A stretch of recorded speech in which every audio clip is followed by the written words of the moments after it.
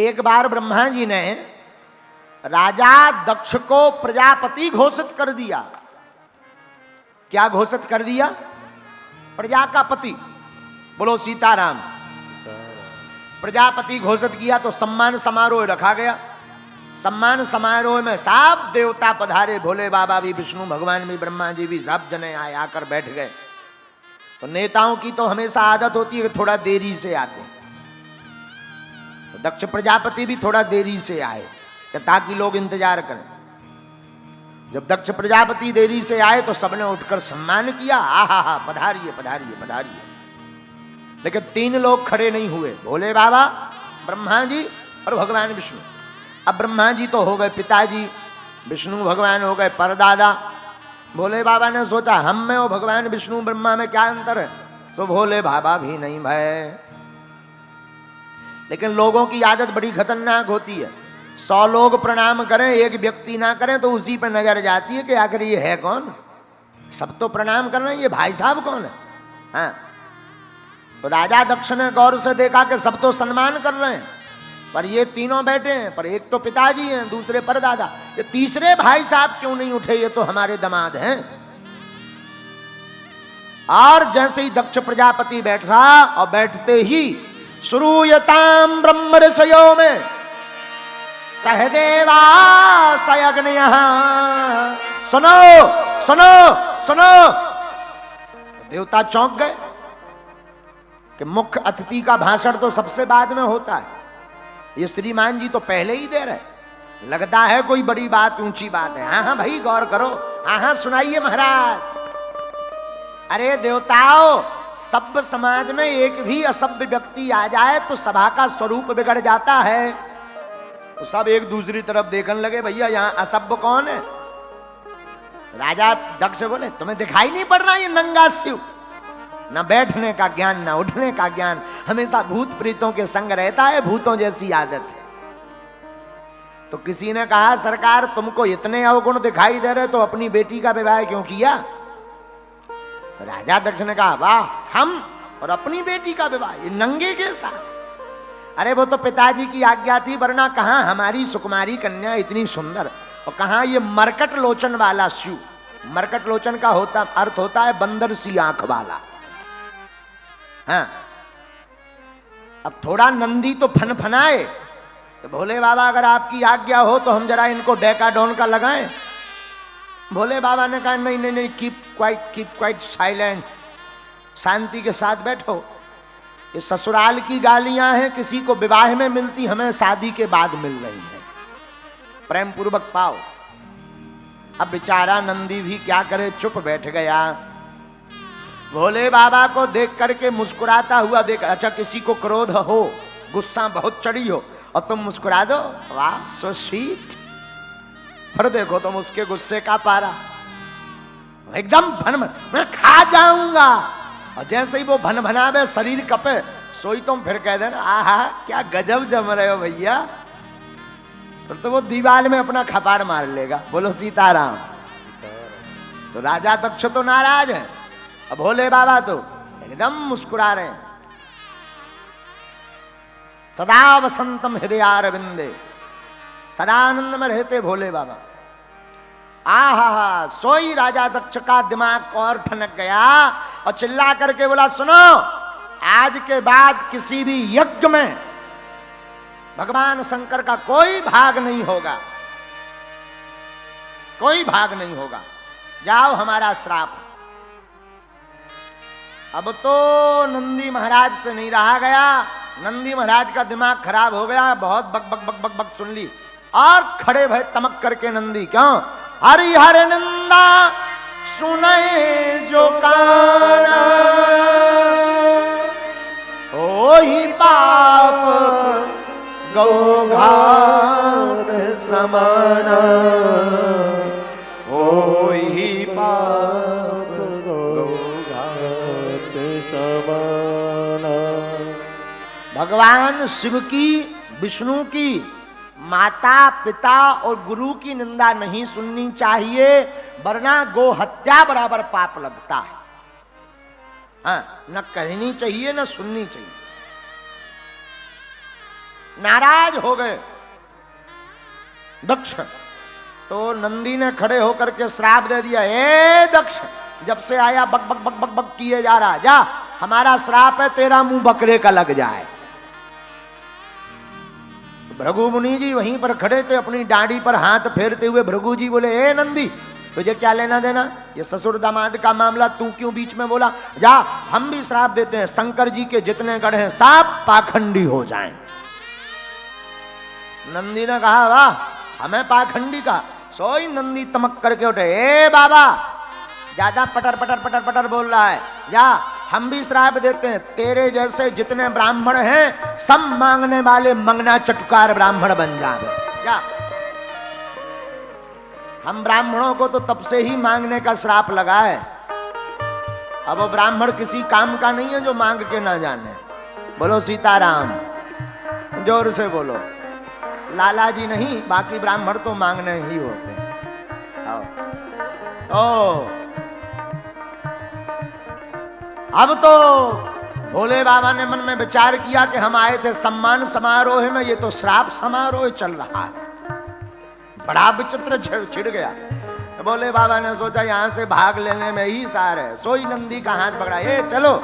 अरे नंदी बोले थोड़ा और मजा ले लो। अरे भोले बाबा बोले कहां मजा ले लो, तुम श्राप में कहीं हमको भस्म और मत करवा दो, चलो यहां से। और भोले बाबा चले गए, बाबा गए, मां सती को नहीं बताया, और राजा दक्ष का दिमाग ठनक गया, एक तो क्रोध में, दूसरा मुस्कुराए, और भोले बाबा तीसरा चले भी गए, रहते तो थोड़ा ताव और दिखाते, अब तो और दिमाग ठनक गया। तो राजा दक्ष ने एक यज्ञ का आयोजन किया, सबको न्योता दिया, पर भोले बाबा को नहीं दिया। आखिरी यज्ञ इसीलिए रखी थी कि भोले बाबा को नीचा दिखाएं। देवता भी बड़े चतुर होते हैं, कई बार पड़ोसी भी जले पर नमक छिड़कने का काम बहुत अच्छा करते हैं। तो जब यज्ञ के लिए सब देवता जाने लगे तो सब पुष्पक विमान कैलाश पर्वत के ऊपर से लिए जा रहे, हुन्न हुन्न हुन्न, हाँ, चले जा रहे, ताकि भोले बाबा का ध्यान जावे। लेकिन भोले बाबा तो कर्पूरे गौरम करुणावतारम संसार सारम भुजगेन्द्रहारम सदा वसंतम हृदयारविंदे भवं भवानी सहितं नमामि भवं भवानी सहितं नमामि भवं भवानी सहितं नमामि। ए जी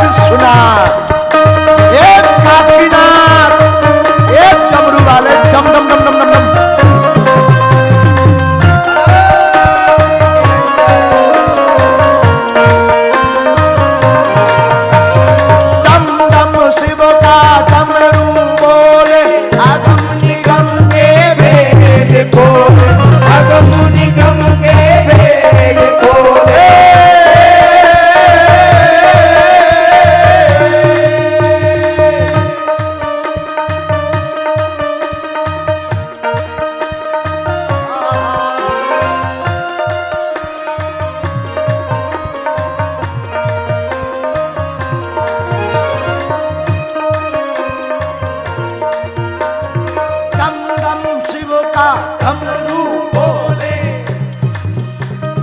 दोनों हाथ उठाकर एक विश्वनाथ, एक गंगाधर, डम डम शिव का डमरू बोले। अगम निगम के भेद खोले, अगम निगम के भेद खोले, अगम निगम के भेद खोले।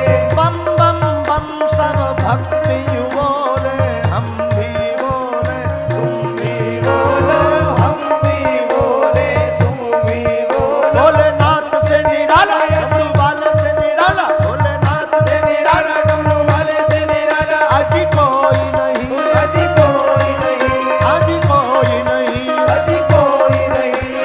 कर्पूर गौरम करुणावतारम संसार सारम भुजगे जहारम,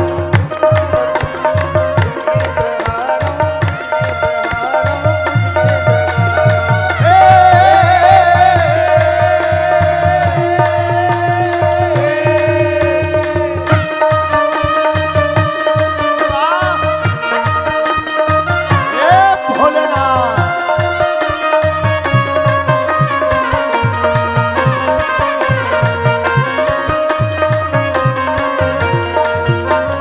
सदा वसंतम हृदयारविंदे अभं भवानी सहितं नमामि।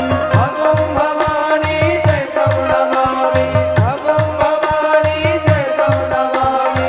अभं भवानी सहितं नमामि।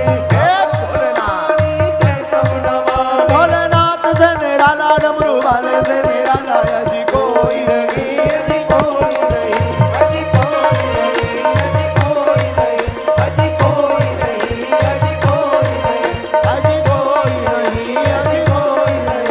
अजी कोई नहीं, अजी कोई नहीं। हर हर महादेव।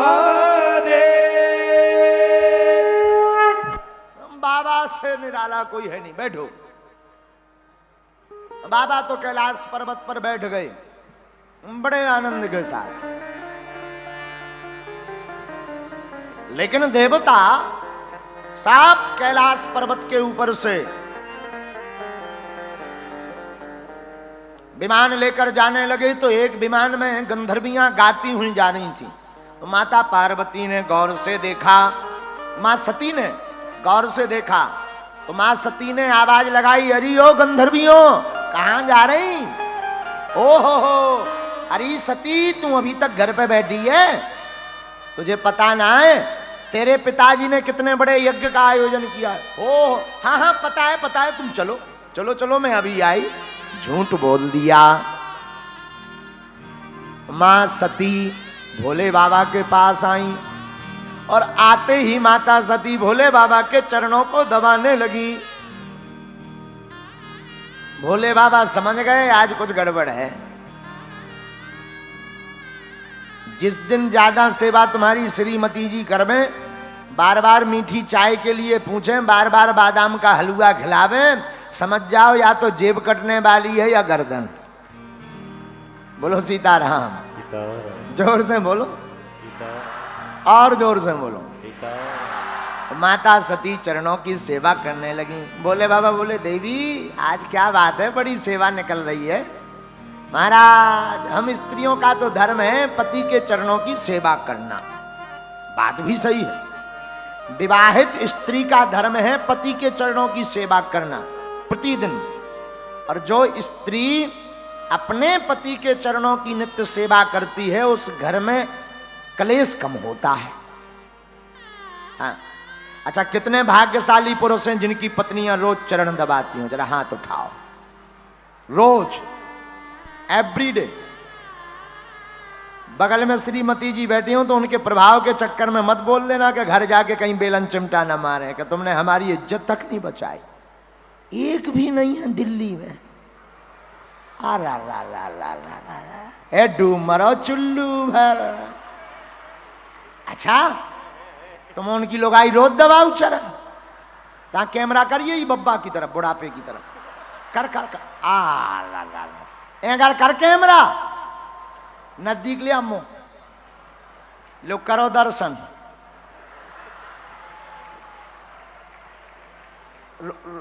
कहाँ के आओ? बदायूं के है साहब, उत्तर प्रदेश। अच्छा, रोज तुम्हारी घरवाली चरण दबाओ? हाँ, रोज? जब से आपसे जुड़े हैं तब से। अच्छा हाँ,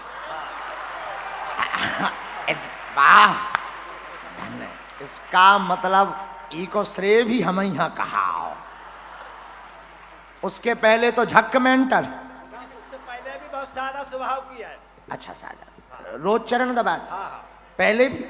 पहले भी कभी कभार दबाती थी, अब जब से आपसे जुड़े हैं अच्छा, तब से डेली। ये तो कथा को प्रभाव, सुनत रहियो, नहीं तो अगर ना सुनी कथा तो आगे गरो भी दबा है, जो भी मान लो। अब बैठ जाओ। थैंक, क्या नाम है आपका? रमेश चंद्र शर्मा नाम है। भाग्यशाली हो के तुम्हें ऐसी लोग आई मिली, भाग्यशाली। कहाँ की है तुम्हारी घर भाई?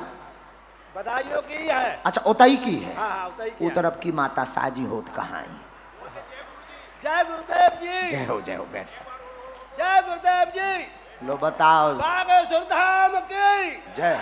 श्री बालाजी सरकार की जय हो, बैठ जाओ, बैठ जाओ, बैठ जाओ। इन्हें ताली बजा दो, तुम उनकी नाक बचा दई। जितने पुरुष बैठे उनकी नाक इनने बचा दई, नहीं तो कटा गई थी सब यार। हाँ, बैठ जाओ, बैठ जाओ, सब जन बैठ जाओ। क्या तुम उनकी दवा उसका? हल्के हल्के लड़का वाले लोग खड़े हो गए जिनके ब्याह लो नहीं भाई। अच्छा, दिल्ली को आदमी पगलासो है, बागेश्वर धाम को नहीं? बागेश्वर धाम के पागल हो के नहीं हो? हाँ, इन बिगड़े दिमागों में भरे अमृत के लच्छे हैं। अरे हमें पागल ही रहने दो, ऐसे तो हम पागल ही अच्छे हैं। तो माता सती चरणों को दबाने लगी। भोले बाबा बोले, देवी जी आज बड़ी सेवा हो रही, क्या कारण है? तो सती ने कहा, महाराज ये तो हमारे धर्म पत्नियों का धर्म है, पति के चरणों की सेवा करना। देखो ये परम धर्म है, स्त्रियों का धर्म है। देखो पति के चरणों में शुक्र का भाग होता है, शुक्र का। और जो स्त्री अपने पति के चरणों की नित्य सेवा करती है, उस घर में कभी भी अलक्ष्मी और अशांति का वास नहीं होता है। अब इसका मतलब ये भी है, जितने पुरुष हैं ये सब हमें 2-2 4-4 माला पहनाना, हम तुम्हारे पक्ष में हैं। बेलन चिमटा से हमैया बचा रहे हैं, नहीं तो आजकल तो रोज पूजा हो, आरती बारी। पहले के जमाने में स्त्रियां पतिदेव की आरती करती थी, पूजा करती थी, आजकल हाँ। इसीलिए हमारी कथा सुनत रहो, बचे रहो। देखो उनकी घरवाई कैसी सुधर गई, बधाई बारेगी, रोज चरण सेवा करन। हाँ, बोलो श्री राम, जय राम। ये तो विनोद की बात है, विनोद मतलब मौज की बात है, आप लोगों से दिमाग में मत लेना। ले भी लो सो हमें कौन तुम्हारे घर थाली पर संजान है।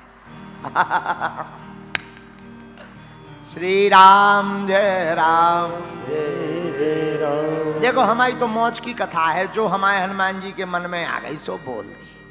हाँ, हमारे लो भाई भाई धरो जैसे सिग्नल, वैसी कथा। तो भोले बाबा ने पूछा, देवी जी क्या कारण है? सती मां ने कहा, जरा शब्दों पे गौर करना।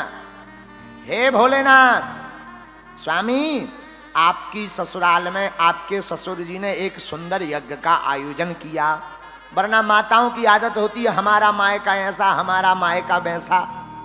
लेकिन पार्वती सती जी क्या बोल रही? आपकी ससुराल में आपके ससुर जी ने विशाल यज्ञ का आयोजन किया।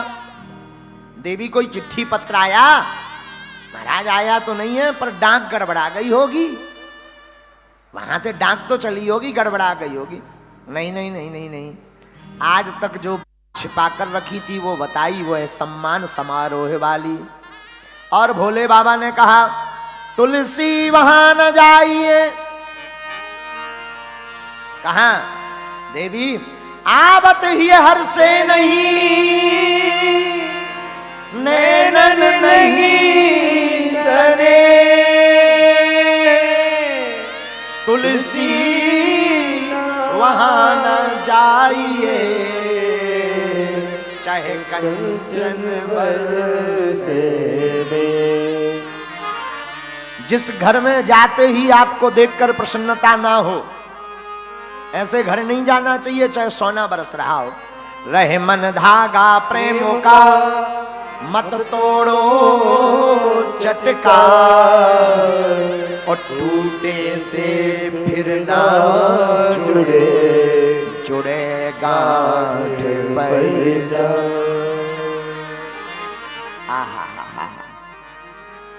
लेकिन सती नहीं मानी, गई, कथा सबको पता ही है। शरीर त्याग दिया, आवेश में गुस्सा में श्राप दे दिया और शरीर सती ने त्यागा। भोले बाबा ने रुद्रगणों को भेज करके यज्ञ को विध्वंस किया। वही सती पार्वती रूप में प्रकट भई हिमवान के घर पर, और पार्वती ने तपस्या की और भोले बाबा की तैयारी विवाह की होने लगी।